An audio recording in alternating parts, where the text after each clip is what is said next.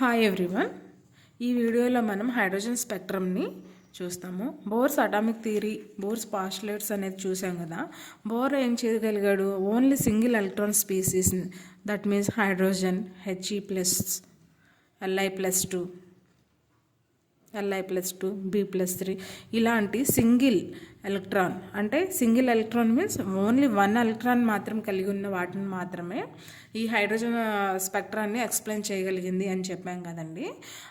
దాన్ని Bohr's atomic పాస్టులేట్స్ని use చేసుకుని హైడ్రోజన్ స్పెక్ట్రమ్ని బోర్ అనే సైంటిస్ట్ ఎలా ఎక్స్ప్లెయిన్ చేయగలిగాడు? BOHR, బోర్, నీల్స్ బోర్ అనే సైంటిస్ట్ ఎలా హైడ్రోజన్ స్పెక్ట్రాన్ని ఎక్స్ప్లెయిన్ చేయగలిగాడంటే, ఈ హైడ్రోజన్ గ్యాస్ని తీసుకుని, కొంత అమౌంట్ ఆఫ్ హైడ్రోజన్ గ్యాస్ని తీసుకుని silent electric discharge tube, this tube is connected to electricity. ఈ ట్యూబ్కి ఎలక్ట్రిసిటీని కనెక్ట్ చేశాడనమాట. ఈ ఎలక్ట్రిసిటీని పాస్ చేసినప్పుడు ఈ సైలెంట్ ఎలక్ట్రిక్ డిశ్చార్జ్ ట్యూబ్లోకి వెళ్ళినటువంటి హైడ్రోజన్ గ్యాస్ అనేది ఏమవుతుందంటే టూ హైడ్రోజన్ ఆటమ్స్ కింద డిసోసియేట్ అవుతుందన్నమాట. ఈ 2 హైడ్రోజన్ ఆటమ్స్లో ఈచ్ హైడ్రోజన్ క్యారీ 1 ఎలక్ట్రాన్, ఒక్కొక్క ఎలక్ట్రాన్ మాత్రమే కలిగి ఉంటుంది. అది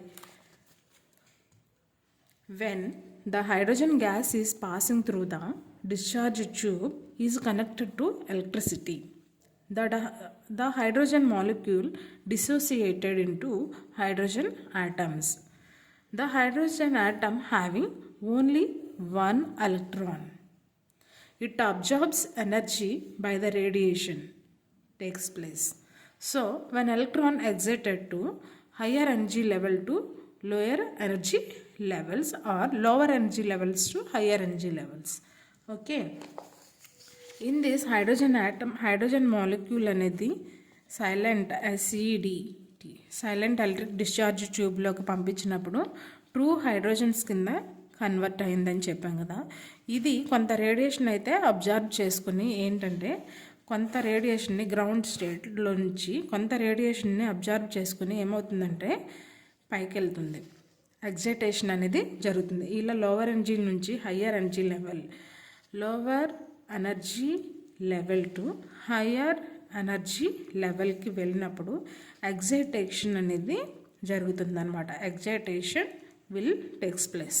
but in this higher energy లెవెల్లోకి వెళ్ళినటువంటి ఎలక్ట్రాన్ అనేది అక్కడే ఉండిపోదన్నమాట. మళ్ళీ కొంత సమయానికి ఎనర్జీ అనేది మనకి రిలీజ్ చేసుకుంటూ కిందకు వచ్చేస్తుంది. హయ్యర్ ఎనర్జీ లెవెల్ నుంచి లోవర్ ఎనర్జీ లెవెల్కి పడిపోతుంది. దీన్నే ఏమంటామంటే ఎగ్జైటేషన్ జరిగింది. ఎగ్జైటేషన్ అనేది జరిగింది. This is E1 energy level, this is E2 energy level అనమాట. లోవర్ ఎనర్జీ లెవెల్ నుంచి హయ్యర్ ఎనర్జీ లెవెల్లోకి వెళ్ళినప్పుడు ఎగ్జైటేషన్ జరిగిందంటాము. లోవర్ ఎనర్జీ, అక్కడికి వెళ్ళిన ఎలక్ట్రాన్ శాశ్వతంగా అక్కడ ఉండిపోదు కదా. కొంత ఎనర్జీ అనేది బయటికి వెళ్ళిపోయిన తర్వాత అది ఏమవుతుందంటే, అంతే కదా, మనం కూడా బాగున్నప్పుడు ఏమైపోతుంది, పడిపోతాము, ఫాల్ అయిపోతాం కదా. అలాగే ఏమవుతుందంటే E2 నుంచి E1కి మళ్ళీ ఎలక్ట్రాన్ తిరిగి అయితే వచ్చేస్తుంది అనమాట. దీన్ని ఇలా చూపించారంట. ఇలా తిరిగి వచ్చేటప్పుడు అది డిఫరెంట్ స్టెప్స్తో వస్తుందన్నమాట. డిఫరెంట్ స్టెప్స్తో వస్తుంది. ఒకేసారి పైనుంచి కిందకి అట్ ఏ టైం పడిపోవడం జరగదు. కొంత మళ్ళీ కొంత అలా జరుగుతుందన్నమాట. అలా వస్తుంది. అలా వచ్చినప్పుడు ఏంటంటే డిఫరెంట్ సిరీస్ అనేవి ఫామ్ అవుతాయి. When electron excited to higher energy level, after some time the electron excited to lower energy level, with the different series of lines of spectrum are formed, that is Lyman series, Bauer series, Paschen series and Pfund series. Okay, Pfund series.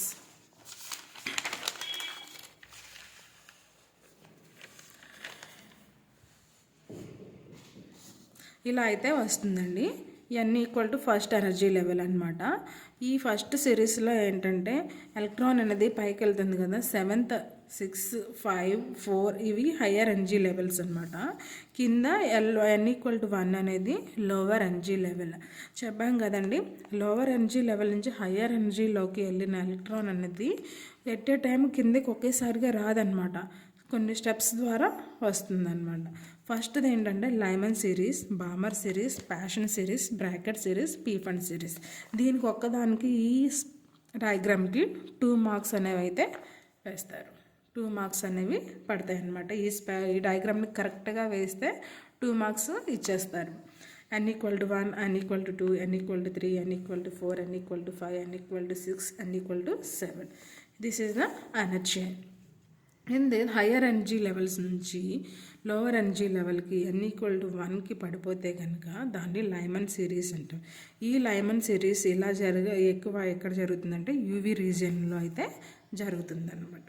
అలాగే higher energy levels నుంచి second energy లెవెల్లోకి మీరు గుర్తుపెట్టుకోవాలి LBP, BF, BP, LBP, BP, Lyman, Balmer, Paschen, Brackett, పీఫండ్.